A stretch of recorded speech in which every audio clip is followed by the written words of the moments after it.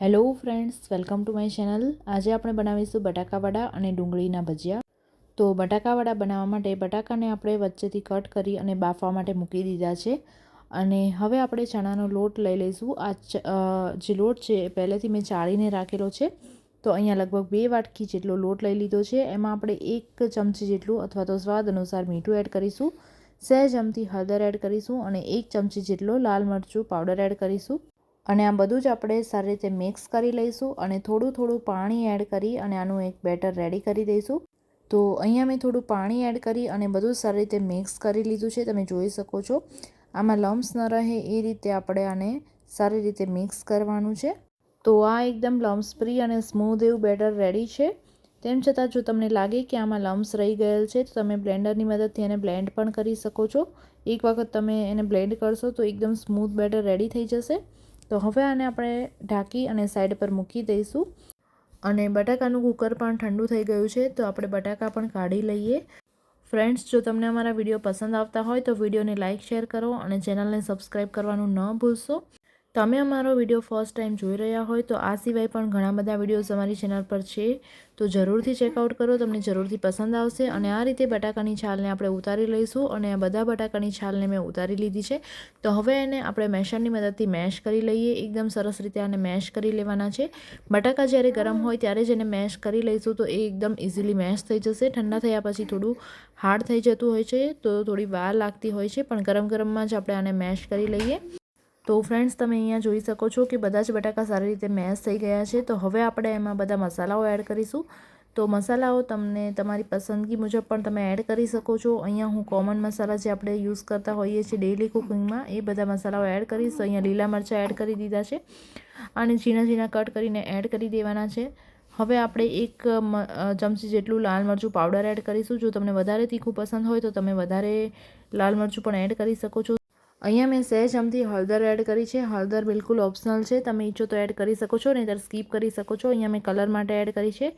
અહીંયા 1 ચમચી જેટલું ધાણા જીરું પાવડર એડ કર્યું છે, 1 ચમચી મીઠું એડ કર્યું છે। મીઠું તમારા ટેસ્ટ અકોર્ડિંગ વધારે ઓછું એડ કરી શકો છો। અહીંયા 1 ચમચી ગરમ મસાલો એડ કર્યો છે અને 1 ચમચી જેટલો આપણે શેકેલો જીરાનો પાવડર એડ કર્યો છે। જીરાને શેકી અને એનો પાવડર મિક્સચરમાં રેડી કરી દેવાનો છે અને આ પાવડર તમે સ્ટોર કરી શકો છો અને કોઈ પણ રેસીપીમાં એડ કરી શકો છો। ખૂબ જ ફ્લેવરફુલ બનતી હોય છે રેસીપી। 1 ચમચી જેટલી ખાંડ એડ કરી છે અને અડધા લીંબુનો રસ આમાં એડ કર્યો છે। હવે બધું જ સારી રીતે મિક્સ કરી લેવાનું છે। તો આ બધું જ હું આ રીતે મિક્સ કરી લઉં છું। મિક્સ કર્યા પછી આપણે આ જે મસાલો રેડી કર્યો છે એની નાની ગોળીઓ બનાવી દઈશું। અને મિક્સ કર્યા પછી પણ તમને જો કોઈ મસાલા વધારે ઓછા લાગે તો તમે એડ કરી અને ફરી મિક્સ કરી શકો છો। હવે આ મસાલામાંથી થોડો એવો મસાલો હાથમાં લઈ આ રીતે એની ગોળીઓ રેડી કરી લેવાની છે અને બધા જ મસાલાની આપણે આ રીતે ગોળીઓ રેડી કરી લઈશું। આ રીતે ગોળીઓ રેડી કરવાથી આપણે જ્યારે બટાકાવડા બનાવીશું ત્યારે ઇઝીલી આપણે બનાવી શકીશું, બહુ વાર પણ નહીં લાગે અને ફટાફટ આ ગોળીઓને બેટરમાં ડીપ કરી અને એને ફ્રાય કરી શકીશું। તો આ રીત તમે જરૂરથી ટ્રાય કરજો જો તમે આ રીત ટ્રાય ન કરતા હોય તો।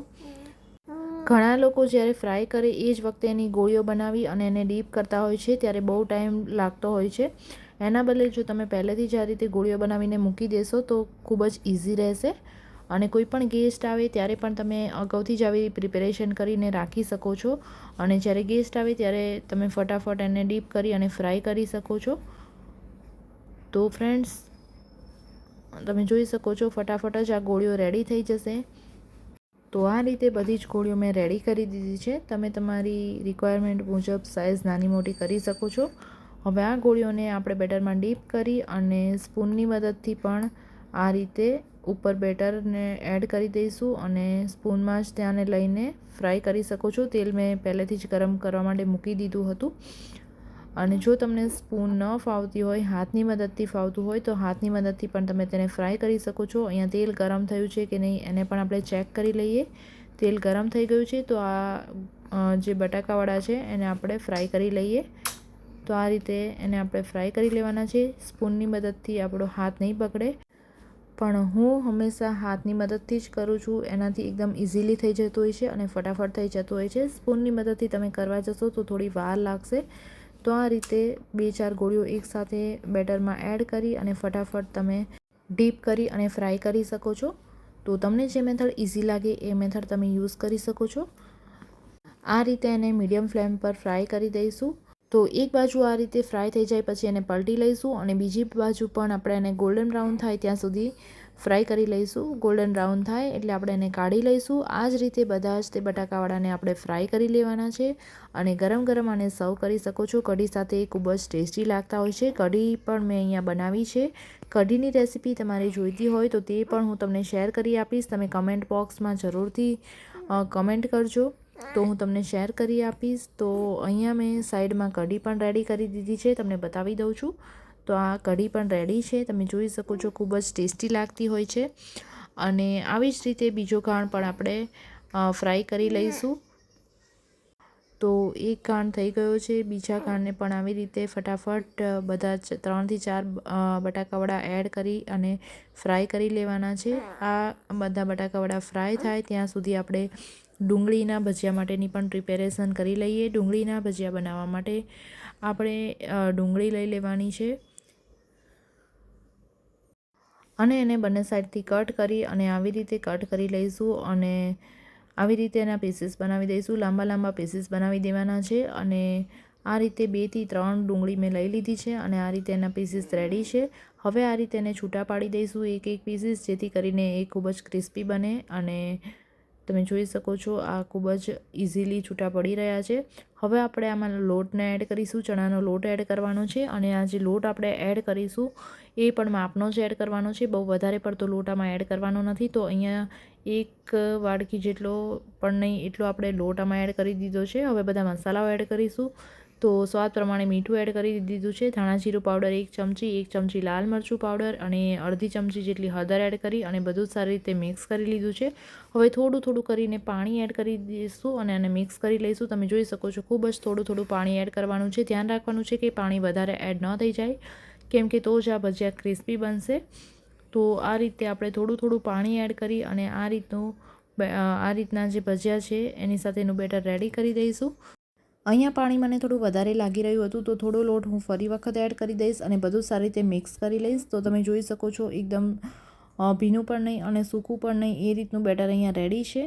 બહુ વધારે પડતો લોટ આમાં યુઝ કરવાનો નથી, તો જ તે લચ્છાદાર બનશે. ખૂબ જ સરસ રીતે એના લચ્છા બનશે. તો હવે આને પણ આપણે ફ્રાય કરી લેવાના છે અને આપણે જે બટાકાવાળા બાકી રાખ્યા હતા પહેલાં, એ થોડા બટાકાવાળા આપણે પહેલાં ફ્રાય કરી દઈશું. તો એ મેં ફ્રાય કરી લીધા છે. હવે વચ્ચે આપણે થોડા ડુંગળીના ભજીયા પણ બનાવી લઈએ. તો આ રીતે એને થોડા થોડા કરીને ફ્રાય કરી લઈશું. તો છૂટા છૂટા લચ્છા આ રીતે તેલમાં એડ કરીશું અને એને ક્રિસ્પી થવા દઈશું. થોડા એવા ક્રિસ્પ થઈ જાય અને એક બાજુ સારી રીતે ફ્રાય થઈ જાય પછી આપણે એને પલટી લઈશું. આ રીતે અલટ પલટ કરી એને સારી રીતે ક્રિસ્પ થાય ત્યાં સુધી ફ્રાય કરવાના છે. આ લચ્છા છે એ ક્રિસ્પી તે ખૂબ જ ટેસ્ટી લાગતા હોય છે અને ચા સાથે પણ તમે આને સવારમાં એન્જોય કરી શકો છો. ખૂબ જ ટેસ્ટી લાગશે.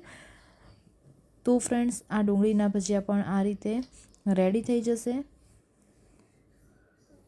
તો ડુંગળીના ભજીયા પણ આ રીતે રેડી છે. તો બટાકાવાળા અને ડુંગળીના ભજીયા બંનેને આપણે કઢી સાથે સર્વ કરી લઈએ.